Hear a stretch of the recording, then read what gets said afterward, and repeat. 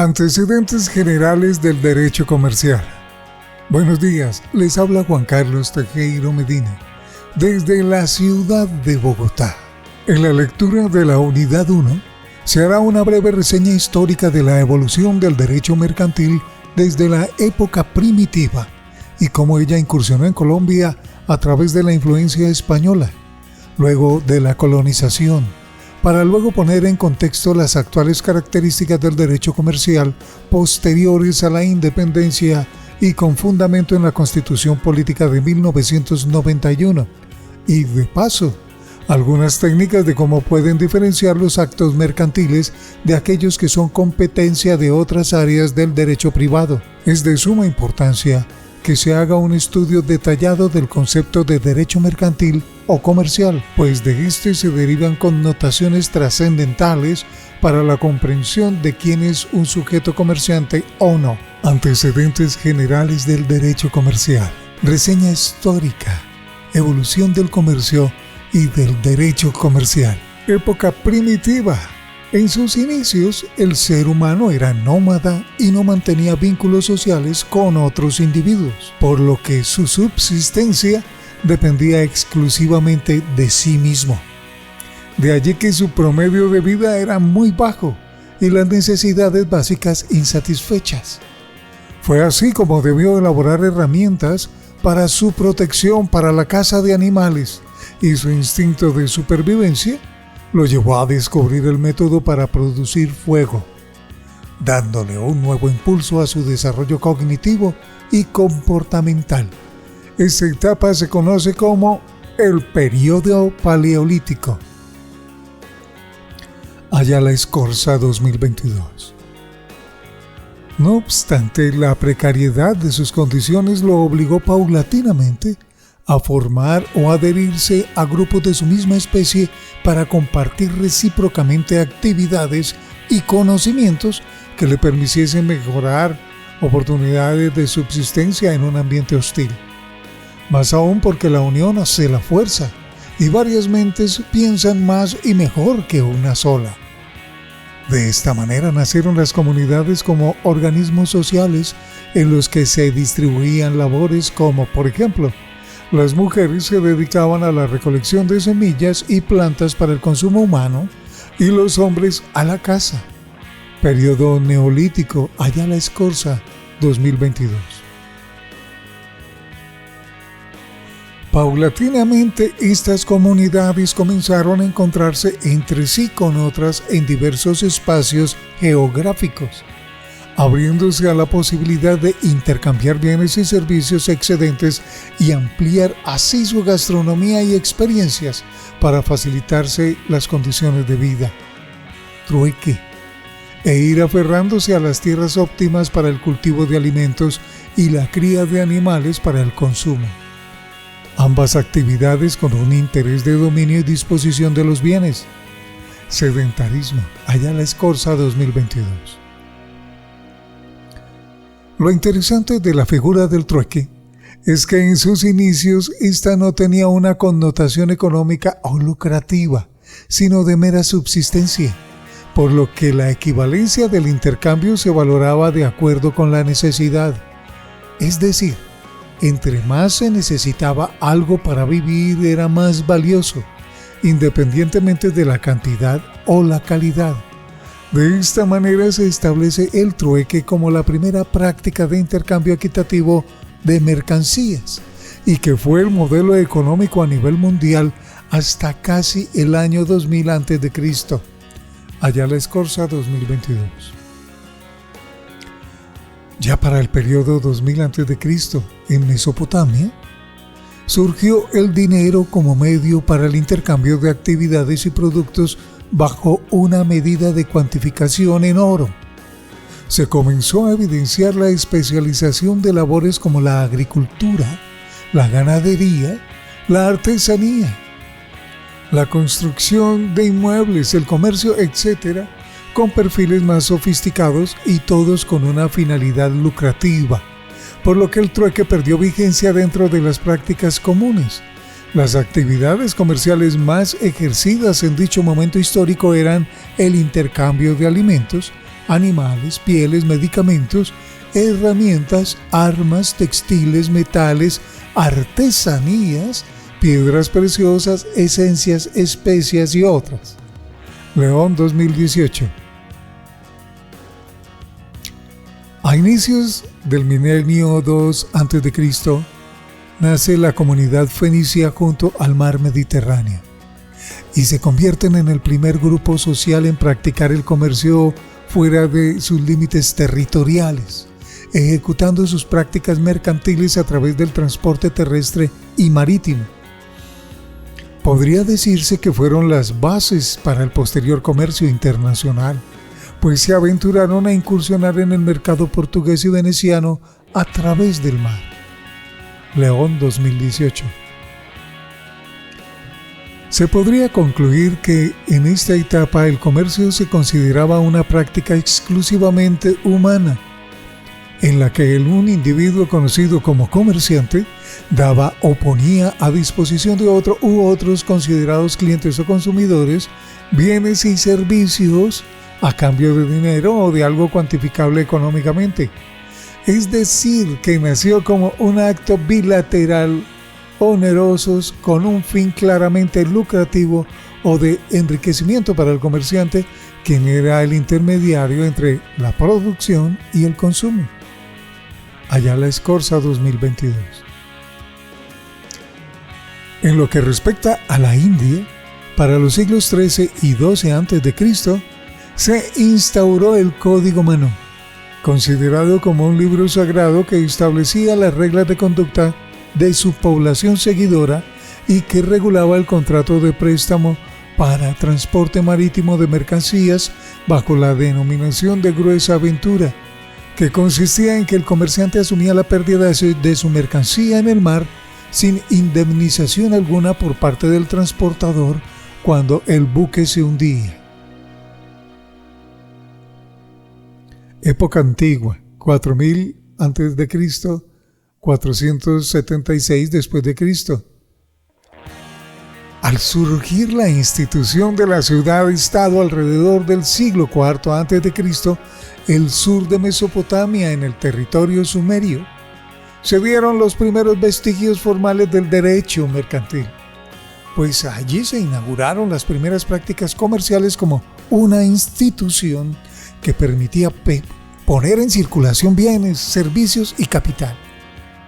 Por supuesto, como en cualquier práctica habitual, se presentaron incumplimientos en la entrega de los productos, en la prestación de servicios o en el pago de estos, lo que requirió de reglas de comportamiento y procedimientos para la resolución de dichas controversias. Por su parte, en Egipto se comercializaban productos bastante elaborados como herramientas de trabajo y utensilios para el hogar. Además, por tradición, los comerciantes daban a los artesanos los excedentes de la materia prima de sus contratos para que con ello generaran nuevos productos y así luego fueran distribuidos en las poblaciones.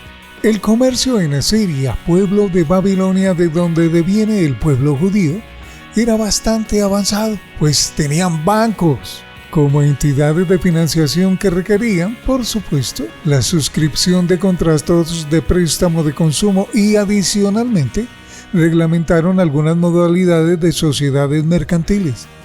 Dieron origen a la letra de cambio como título de valor nominativo y al portador, como una garantía para el pago de una deuda, y un completo sistema de pesos y medidas, modelo que hoy sigue vigente a nivel mundial. La historia ha demostrado que de la comunidad judía devienen los bancos y siempre han estado bajo su dominio. ¿Sabía que el código de Hammurabi de 668-626 a.C. fue escrito en Babilonia en tabletas de arcilla y en la actualidad son el vestigio más certero de la formalización del derecho mercantil? En este código existía un capítulo exclusivo en materia comercial y reglamentaba el contrato de préstamo de uso y consumo con intereses, la constitución de sociedades mercantiles, el contrato de mandato sin representación, comisión y el contrato de depósito de mercancía, Resulta que además esta norma establecía que si alguien prestaba semillas a un labriego para el cultivo, luego podría cobrarse la deuda con parte de la cosecha más intereses.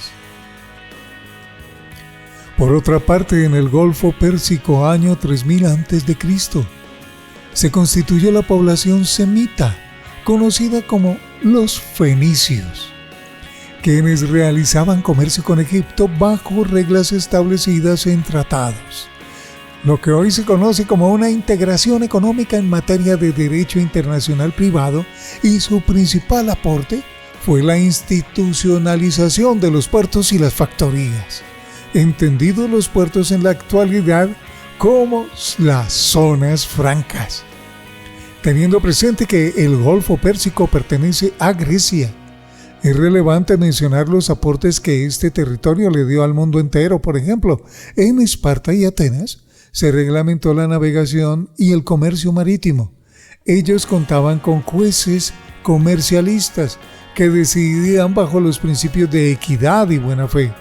Ejercían en comercio bancario bajo la protección del dios Apolo, y los comerciantes, para dar prueba del depósito de sus deudas, hacían los pagos con la presencia de los sacerdotes del templo Delfos, quienes daban fe como prueba del cumplimiento de la obligación, muy similar a la actuación de los notarios en la emisión de declaraciones juramentadas extrajuicio. Adicionalmente, en Grecia se escribieron las leyes de Rodias, en la ciudad de Rodas, en la que se definían la equidad, la buena fe, el comercio marítimo, el contrato de seguro, el préstamo a la gruesa, la prestación de servicios, y estructuraron el proceso de distribución entre los comerciantes de las mercancías que podían recuperarse en el naufragio de las naves. Contenidos que posteriormente fueron la base de los textos mercantiles en el Digesto, en el derecho romano, y que muchos consideran fue una copia textual del derecho mercantil griego. Los griegos por excelencia brindaban servicios educativos, por lo que aún se consideran los líderes en el intercambio académico internacional. Puente 1982. Ahora bien, en lo que respecta al préstamo a la gruesa, este consistía en que un individuo prestaba capital a otro comerciante para que éste realizara una actividad con dicho dinero, y cumplida una fecha, quien recibía el préstamo debía devolver el dinero con intereses. Pero si el negocio que debía financiar con ese dinero no era exitoso, por hechos de fuerza mayor o casos fortuitos, la obligación se transformaba en la de solo devolver el monto recibido sin los intereses. Dávalos Torres, 2010. Esto se asimila mucho a las pólizas de seguros en responsabilidad civil contractual. En lo que respecta a Roma, ellos en materia jurídica se enfocaron en el ius gentium o ius civile, derecho de gentes o derecho civil, pues este era el derecho aplicable a todas las clases sociales altas, quienes no ejercían el comercio porque se consideraba una actividad de segunda clase, exclusiva para los esclavos, los libertos y los extranjeros. Edad Media. Esta etapa histórica inicia con la caída del Imperio Romano y finaliza con el descubrimiento de América por parte de Colón. Es decir, se desarrolla entre el siglo V y XV. Como regla general, podría decirse que este periodo de tiempo en materia jurídica era netamente consuetudinario y estaba regido por la violencia, la invasión de los bárbaros a múltiples territorios, la inseguridad y la confusión en lo relativo a la presencia del Estado, pues los monarcas no podían asegurar bienestar e integridad a sus súbditos, razón por la cual el feudalismo fue la base de su economía y su política. Entiéndase el feudalismo como un sistema en el que se permitía que un particular adinerado tuviera la propiedad y disposición de un terreno amplio por autorización del monarca, y para autosostenerse debía asignarle parcelas a familias pobres, siervos, para que en ella cultivaran o criaran animales como pago por el uso temporal de la tierra. El siervo debía darle al feudal parte de la cosecha o de los animales para que éste los comercializara o los consumiera. Lo trascendental de este modelo es que ningún siervo podía tener el derecho a acceder a la propiedad de la tierra, ni siquiera si tenía el capital para ello, pues este derecho era exclusivo de quienes pertenecían a la nobleza por designio del rey.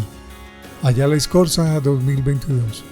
Posteriormente, para los siglos XI al XIII, se practicaron las cruzadas o guerras santas, las cuales impulsaron el comercio entre Europa y el cercano Oriente, proceso en el que Italia tuvo un papel trascendental como punto central del clero y por su posición geográfica estratégica. Las cruzadas se conocen como las estrategias bélicas lideradas por los papas de la Iglesia Católica, en la que buscaban que sus fuerzas militares cristianas derrotaran a las comunidades musulmanas asentadas en Tierra Santa y así recuperar lo que ellos consideraban que les pertenecía por ser suelo cristiano. Con el inicio del siglo XV cae Constantinopla en manos de los turcos. Se hace la toma de Granada por los reyes de Castilla. Colón descubre América y se abre un nuevo camino de conexión en el Medio Oriente por Vasco de Gama, y con ello comienza la Edad Moderna. Edad Moderna. Debido a que toda Europa, si bien era dominada por los católicos, estaba dividida por reinos y cada uno tenía sus propias normas en materia civil, mercantil y penal, lo que hacía precarios los criterios jurídicos y adicionalmente los monarcas de Inglaterra, Francia y España se habían quedado sin capacidad monetaria para sostener sus gastos y mantener a su pueblo. Ello a causa del despilfarro por su excesivo estilo de vida, las difíciles estaciones del año que dificultaban la agricultura y la ganadería, más el desangre económico que representaba la financiación de las guerras durante décadas, razón por la cual imperaba el hambre, el descontento y la inestabilidad jurídica. Tanto así que en materia comercial la costumbre era la fuente de regulación de los mercaderes, como por ejemplo las reglas de Olerón, magistraturas francesas, fallos judiciales en pergaminos que contenían 57 artículos sobre comercio del mar, el Consulado del Mar, emitido en Barcelona en 1494, consideraba la Ley Universal del Comercio Marítimo conformada por 252 capítulos y aplicada en Inglaterra, Francia y España. Ordenanzas de San Sebastián de Bilbao, España, año 1500 al 1829. Esta fue expedida por la Universidad de San Sebastián de Bilbao por Pedro Sáenz de Andino y se conoce como el primer Código de Comercio español. Esta norma exigía la formalización de libros contables por parte de los comerciantes y de las sociedades mercantiles y estableció la solidaridad de obligaciones entre las partes en las letras de cambio. Las Ordenanzas de Wisby, emitidas en 1505, compendio de prácticas consuetudinarias en derecho marítimo sin fuerza normativa. Gallardete del Mar, Francia, ciudad de Rouen. En esta se recopilaron los preceptos de todas las normas en derecho marino del siglo XVI en lo relativo al seguro marítimo, a los derechos y obligaciones de los navegantes y las naves como bienes. Esta fue la base del Código Napoleónico de 1807 en materia comercial, el cual fue adoptado por Chile en la colonización y finalmente llegó a Colombia. Código de Comercio Napoleónico 1807, considerado el padre de todos los códigos de comercio del mundo, debido a que fue impuesto en todos los países conquistados por Napoleón e incluso permeó la normatividad mercantil latinoamericana. Con este código inicia la época de la codificación del derecho mercantil, en la que se definen qué actos son mercantiles y cuáles no.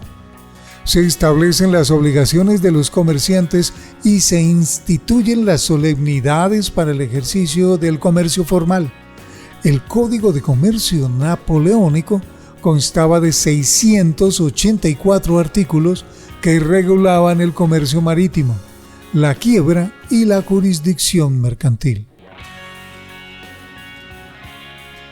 Codificación del derecho mercantil.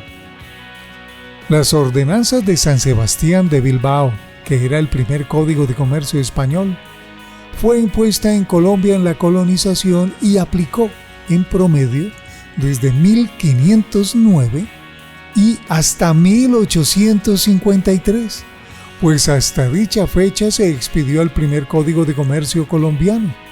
Adicionalmente, también se aplicaron en el territorio las 7 partidas, la recopilación de las leyes de Indias y la novísima recopilación de Castilla, todas ellas normas españoles con una finalidad feudal. Al independizarse Colombia, se edifica la primera Constitución de 1821, y esta se impone como la norma de normas o norma fundamental, y todo aquello contrario a ella debía ser declarado inconstitucional. En 1825 se expide el primer Código de Procedimiento Civil, que reconocía la supremacía constitucional y establecía que, a falta de norma aplicable, por analogía podría usarse normas españolas no contrarias a la Constitución, por supuesto de forma transitoria, mientras el Congreso expedía las leyes faltantes. Nacen los Estados Federativos de Colombia en 1858 y con ello se definió que todos los estados tendrían un mismo criterio en lo relativo al derecho marítimo y al comercio exterior. En todos los demás tenían autonomía legislativa. Luego se expide la Constitución de 1886, que deroga el federalismo y define a Colombia como un estado unitario que debe regirse por las mismas leyes, por lo que organizó el territorio en departamentos, intendencias y comisarías. En 1853 se expide el primer Código de Comercio colombiano y se mantiene vigente hasta 1971, cuando se expide el Decreto 410, que es la norma mercantil que aún está vigente. En el año de 1991, se expide la Constitución Política vigente, que conceptualiza las bases del derecho privado y les otorga algunos derechos individuales relacionados con el derecho privado el nivel de fundamentales. Por ejemplo, derecho a la libertad de escoger profesión u oficio, artículos 25 y 26, en lo relativo a la ciencia, arte u ocupación, título de idoneidad.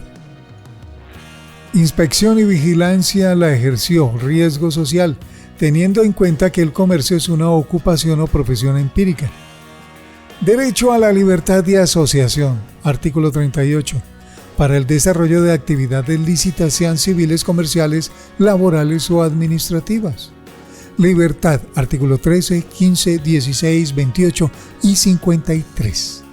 La capacidad radical del ser humano para ser dueño de sí mismo y no estar sometido a otro, lo que le permite autodeterminarse y autogobernarse en su actuar. A la capacidad humana de escoger entre obrar y no obrar se le llama libertad de ejercicio o libre arbitrio. A la libertad humana de optar por una cosa u otra se le llama libertad de especificación. La libertad es uno de los valores que la Constitución quiere asegurar a todos los miembros de la comunidad nacional. La actividad económica y la iniciativa privada son libres, artículo 333, para realizar cualquier actividad lucrativa considerada lícita.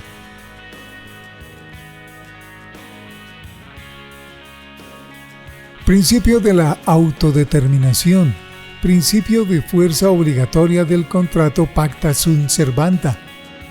Principio de la autonomía privada o de la voluntad. Principio de la libertad contractual y principio de la libertad de forma.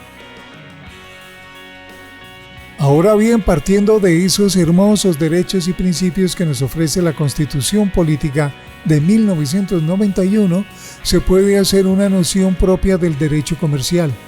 Pero para ello se debe partir por reconocer que desde la entrada en vigencia de esta norma fundamental, Colombia es un Estado independiente y libre, es una república unitaria, es descentralizada, pluralista.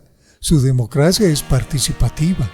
Las entidades públicas tienen autonomías administrativas y presupuestales. Se funda en el respeto a la dignidad humana, el trabajo, la solidaridad, la prevalencia del interés general y se divide en derechos de primera, segunda y tercera generación, dentro de los cuales están los que serán nuestra columna vertebral. Los de primera generación, que contienen los derechos fundamentales individuales relacionados con el bienestar personal y la propiedad privada. Todos ellos bajo el mandato del aprovechamiento de los recursos naturales, bajo un manejo y planificación que garantice un medio ambiente sostenible dentro de la solidaridad, la productividad, la equidad, la justicia y la igualdad. Congreso 1991. Noción del derecho comercial, características y aspectos generales del derecho mercantil. El comercio es hoy por hoy la principal actividad generadora de ingresos para los particulares y para los estados.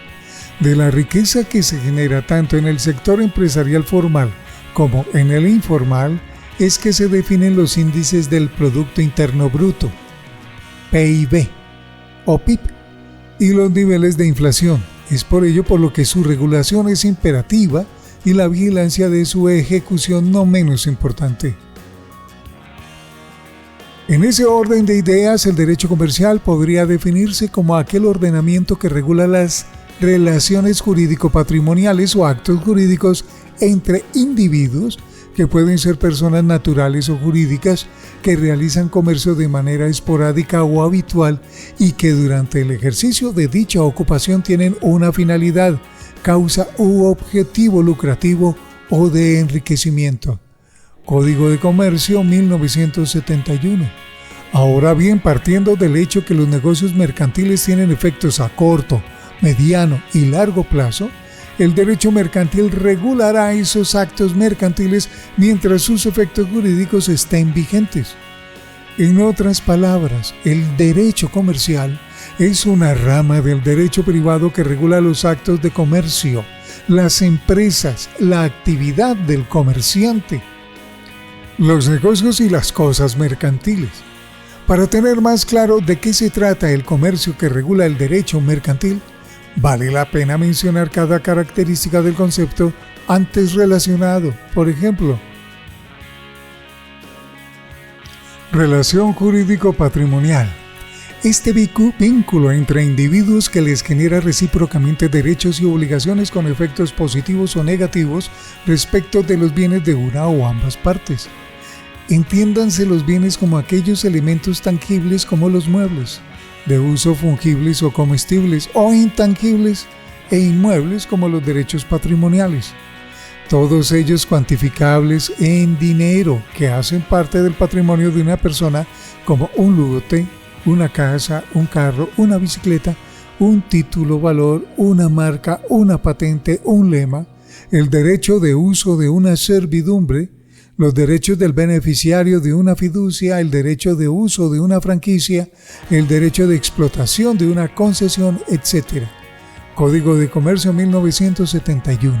Las obligaciones por su parte son los deberes de dar, hacer o no hacer algo, y cuando se menciona a individuos, se está haciendo referencia a personas naturales o jurídicas. Acto jurídico. Es la manifestación, exteriorización, materialización o expresión de la voluntad de un ser humano, que cuenta con capacidad de ejercicio, en la que libremente da, hace o no hace algo o emite su consentimiento para dar, hacer o no hacer algo a futuro.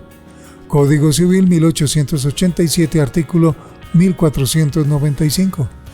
Asumiendo, por supuesto, las responsabilidades civiles, comerciales, laborales, penales, disciplinarias, fiscales y administrativas que de ellos se deriven. Es decir, que lo que no produzca un efecto jurídico o patrimonial, ya sea de carácter positivo o negativo, no es considerado un acto jurídico. Aquí es menester mencionar que por ahora en Colombia, según la normatividad vigente, los actos jurídicos son exclusivos del ser humano, por ser el único ser dotado de conciencia y voluntad para actuar según sus deseos más que por sus necesidades. Sin embargo, esos actos los pueden hacer por sí mismos o por intermedio de personas naturales o jurídicas a través de contratos de mandato, poder judicial, mandatos sin representación denominado comisión o mandatos con representación como la agencia mercantil, el corretaje o la preposición. En este orden de ideas, el acto jurídico es exclusivo del ser humano por ser el único dotado de voluntad, autodeterminación y raciocinio, es decir, conciencia de sí mismo y de otros. Código Civil 1887. Lo anterior implica entonces que la voluntad es proceso del deseo o el querer del individuo. La voluntad es consentimiento, el cual proviene del humano, quien actúa por gusto, placer, capricho, necesidad o deseo, entre muchos otros móviles, y para identificar si la voluntad es de dar, hacer o no hacer, se requiere que éste la exteriorice o materialice de forma evidente. Persona natural. Individuo vivo de la especie humana al que le es inherente la capacidad de goce por el hecho de existir y que, al adquirir madurez psicológica, mayoría de edad y comprensión de sus actos y los de los demás, consigue la capacidad de ejercicio. La persona siempre tendrá atributos que le son propios a su personalidad jurídica y nunca los perderá mientras tenga vida.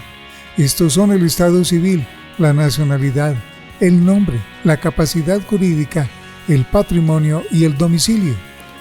En Colombia, para ejercer el comercio, la persona natural debe tener capacidad de ejercicio, pues toda persona que, según las leyes comunes, tenga capacidad para contratar y obligarse, es hábil para ejercer el comercio. Las que con arreglo a esas mismas leyes sean incapaces, son inhábiles para ejecutar actos comerciales. Decreto 410 de 1971. Y el comerciante puede ser de dos tipos. Comerciante natural, de derecho, persona natural inscrita ante la Cámara de Comercio como comerciante, por lo que cuenta con matrícula mercantil, registro único tributario. Está inscrito en un régimen como contribuyente y cuenta con persona jurídica, lo que hace que tenga un patrimonio como comerciante autónomo del personal. De derecho, quien tiene todos sus deberes formales y sustanciales en perfecto orden. De hecho, comerciante al que le faltan cumplir algún requisito formal definido por la ley. Ahora, comerciante natural de hecho, conocido como comerciante informal, que es quien ejerce el comercio sin estar inscrito ante la Cámara de Comercio, por lo que no cuenta con personería jurídica ni matrícula mercantil, ni está inscrito en el registro único tributario y no cuenta con un patrimonio autónomo como comerciante del suyo como particular.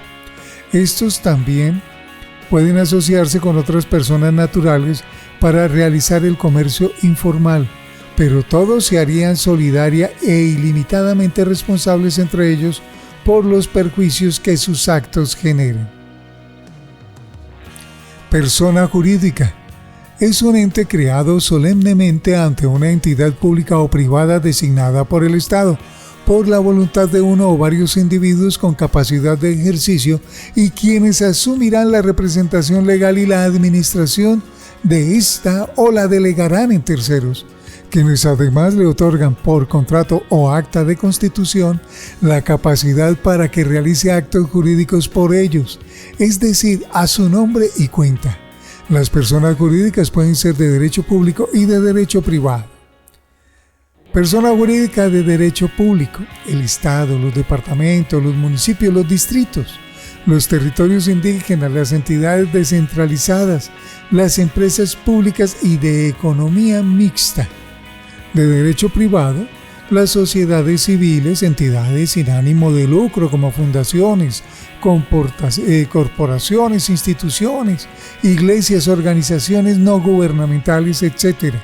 De derecho privado, las sociedades comerciales, sociedades anónimas S.A., Sociedad por Acciones Simplificada, SAS, Limitada, LTDA, Colectiva, Hermanos y Compañía, Comanditaria Simple y Compañía S.N.C. y Comanditaria por Acciones S.C.A. Empresa unipersonal, EU comercial, las fiducias civiles y mercantiles. Capacidad de ejercicio. Esta es la facultad que tienen los seres humanos para autodeterminarse, es decir, para actuar por sí mismos en la toma de decisiones y hacerlo libremente porque cuentan con las facultades físicas o motrices que así se lo permiten. Poseen la comprensión de los efectos de sus actos, toman con objetividad sus decisiones y cumplen con la mayoría de edad. Lo anterior quiere decir que para tener capacidad de ejercicio se requiere capacidad física para exteriorizar lo que se desea, cognitiva para comprender lo que se pretende dar, hacer o no hacer, emocional para ser objetivo respecto de los efectos que ello puede acarrear y ser mayor de edad. ¿Cómo mejorar?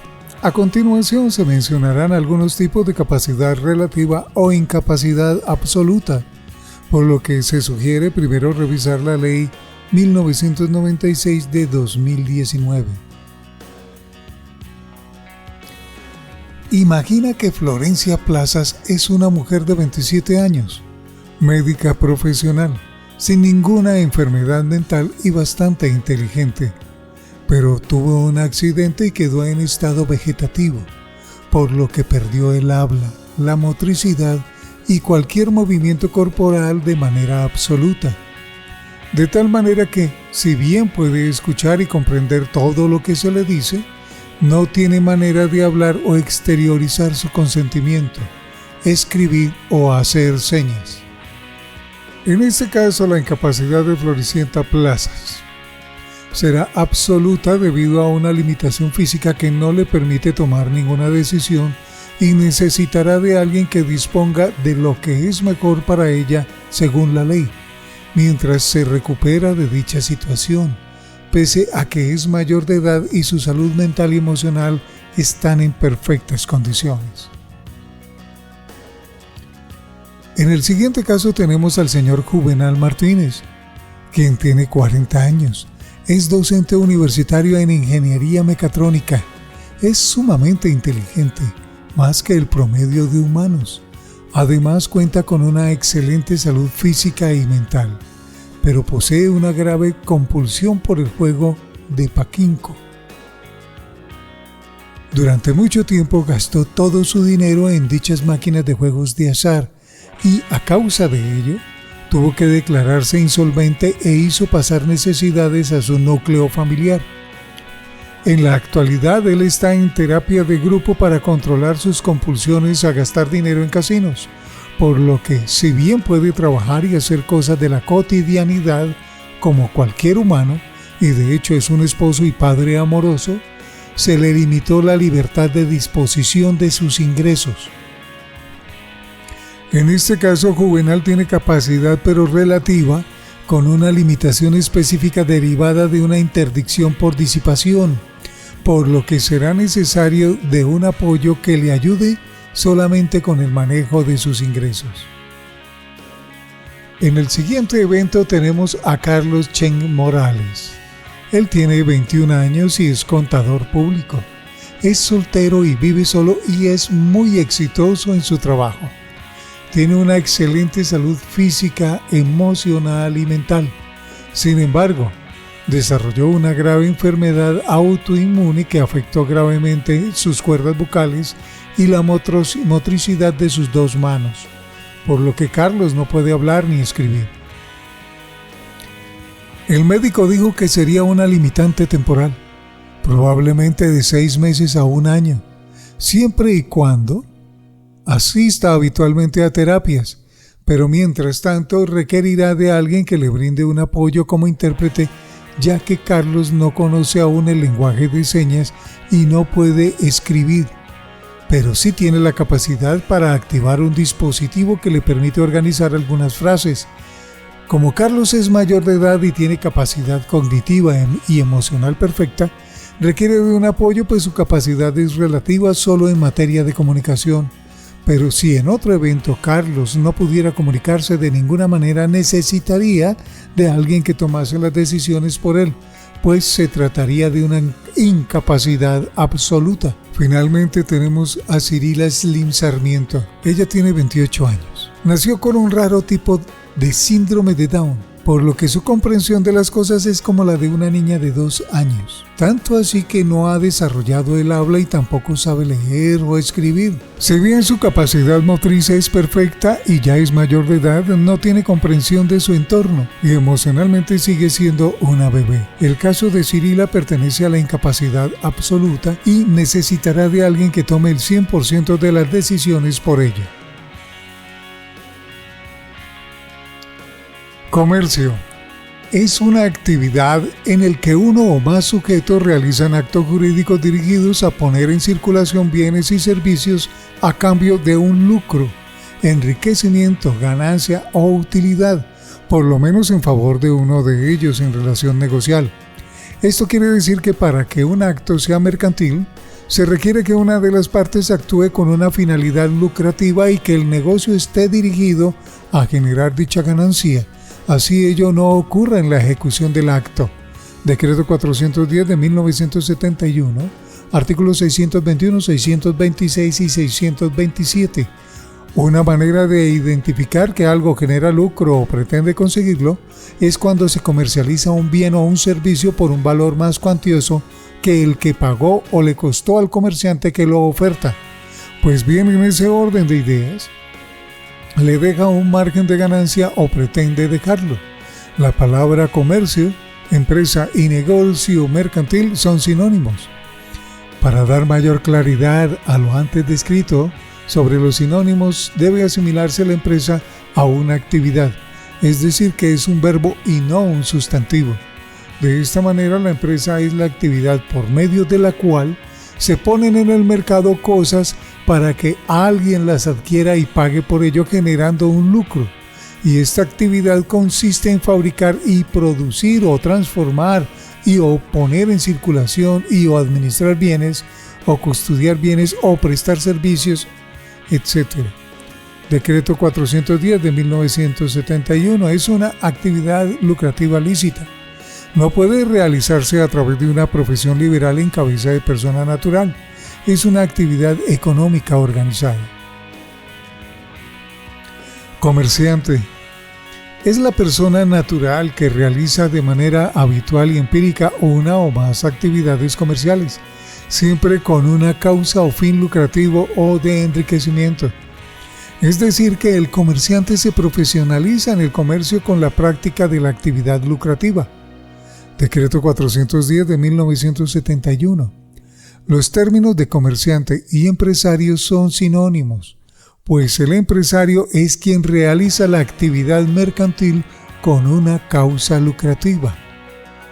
Con ello se puede afirmar que la figura de comercio y comerciante son diferentes, pues el comercio como actividad la puede realizar un individuo que es o no comerciante. Por ejemplo, una persona no comerciante puede, de manera esporádica, realizar un acto mercantil sin convertirse en comerciante. Sin embargo, un comerciante tiene que realizar permanentemente actos de comercio para tener dicha categoría de empresario. entonces que efectúa ocasionalmente el comercio creará negocios mercantiles que se regirán por la norma comercial sin tener que volverse comerciante. De igual forma, un empresario que deje de practicar el comercio perderá dicha categoría, pues ella es empírica y habitual. Por ejemplo, Penélope Mallorca estuvo de vacaciones en Singapur y trajo consigo $5,000 en productos de belleza para ella. Resulta que algunas amigas notaron que el maquillaje que usaba era de altísima calidad y le pidieron que les vendiera algunos productos. Finalmente, Penélope les vendió algunos pocos productos como bases, cremas hidratantes y labiales por un valor de $3,500 y esa misma cantidad de productos a ella le habían costado $1,800. En ese orden de ideas, si se analiza la definición de comercio o comerciante, no se evidencia solemnidad alguna o título profesional. De hecho, es empírica. Es por ello que el comercio en Colombia, si el comerciante lo prefiere, se puede ejercer de manera formal estando inscrito ante la Cámara de Comercio con personería jurídica, patrimonio autónomo y matrícula mercantil, tanto como persona natural como sociedad mercantil o empresa unipersonal, de derecho o de manera informal, de hecho. Decreto 410 de 1971. ¿Sabías que el comercio informal es aquella actividad en la que las personas de manera individual o agrupadas con otras realizan actividades que les generan lucro sin haber formalizado su constitución ante ninguna entidad del Estado? Algunos de ellos son los vendedores ambulantes o por catálogo, las tiendas de barrio, los puestos de comida ambulantes o en general todos aquellos que comercializan bienes y servicios que les generan ganancias sin crear una persona jurídica. Zavala 2022. La desventaja de esta actividad es que al no constituir personería jurídica y patrimonio autónomo, toda la responsabilidad civil, contractual y extracontractual que se generen por sus actos mercantiles debe ser asumida por él o los comerciantes informales con sus bienes personales y serán solidariamente responsables hasta el monto de la indemnización, teniéndose a favor como límite solo el mínimo vital. Causa y fin lucrativo. La causa es el objetivo, finalidad, pretensión, propósito, intención, etc. de una persona al manifestar su consentimiento para obtener o no algo a su favor y o para obligarse a hacer, dar o no hacer algo, mientras que el fin lucrativo es el deseo de obtener una ganancia dineraria o cuantificable en dinero. En otras palabras, es la intención de obtener más capital del que se invirtió en la actividad mercantil. Fundamentos constitucionales. Haciendo mención a algunos temas que apenas se mencionaron anteriormente, el derecho mercantil tiene bases constitucionales muy fuertes, pues la actividad comercial se ha convertido en la principal fuente de ingresos de los colombianos, ya que, por una parte, los empresarios formales son fuente de empleo y aportan significativamente al Estado en seguridad social, para fiscales en la producción de bienes y servicios y satisfacen las necesidades de la población en materia de consumo. También son la base del comercio internacional y, en lo que respecta al comercio informal, este es el medio que les genera el mínimo vital a la mayoría de los núcleos familiares de los estratos socioeconómicos más bajos que no cuentan con un trabajo formal. De esta manera, los negocios les permiten tener capacidad de consumo sin intervención del Estado, por lo que la norma los protege al aceptar que esta actividad lícita les provee de una vida digna y muy honrosa. Es así como la Constitución de 1991 reconoce que el comercio es una ocupación o profesión u oficio empírico que debe ser de libre escogencia, que la asociación es un derecho libre para el ejercicio de cualquier actividad legal, como lo es el comercio, que la libertad económica y la iniciativa privada deben garantizarse para que cada quien desempeñe una actividad lícita de forma en cómo desea hacerlo y que la libre competencia en el mercado y las empresas tienen una función social. Es por ello que todos estos derechos tienen el rango de ser fundamentales, y pueden ser ejercidos sin solemnidades.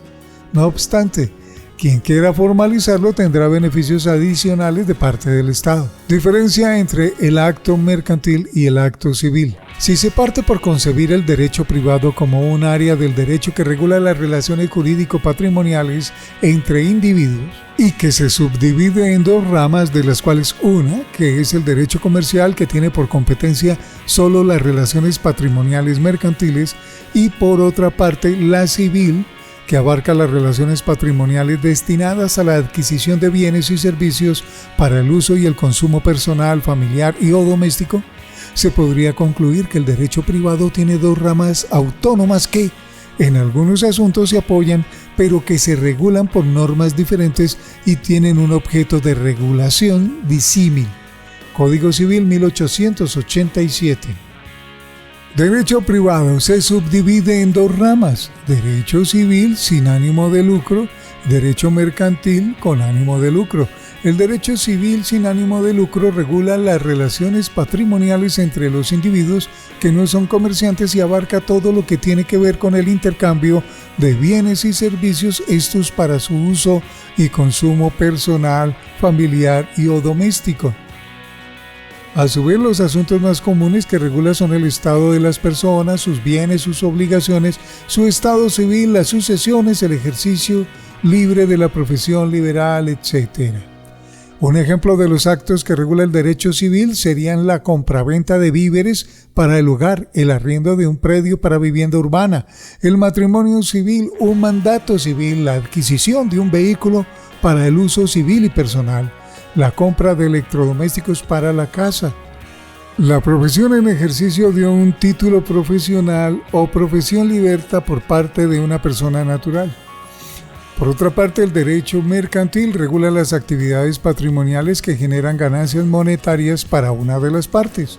Como ejemplos podrían nombrarse la venta de vehículos por un concesionario, la venta de víveres por un supermercado, el arriendo de un local comercial, un mandato mercantil, la prestación de servicios por parte de una empresa que se dedica a dicha actividad, etc. Ahora bien, existen actividades con fin lucrativo que cumplen con todas las características para ser mercantiles, pero la norma comercial las ha excluido con la finalidad de darles un beneficio a quienes la practican. Este beneficio está dirigido a evitarles costos de registro y a excluirlos de cobro de varios tipos de impuestos para que sus productos y servicios se puedan ofertar más baratos al público. Estas actividades son el ejercicio de una profesión liberal, la creación de obras artísticas de forma directa por su creador, los productos agrícolas y de ganadería producidos y comercializados en estado artesanal. Actos mercantiles: la obtención de bienes para consumo y uso doméstico, su venta o la de los sobrantes. La obtención de bienes para la producción, obras artísticas y la venta de estas por su autor. La adquisición por funcionarios o empleados para servicios públicos.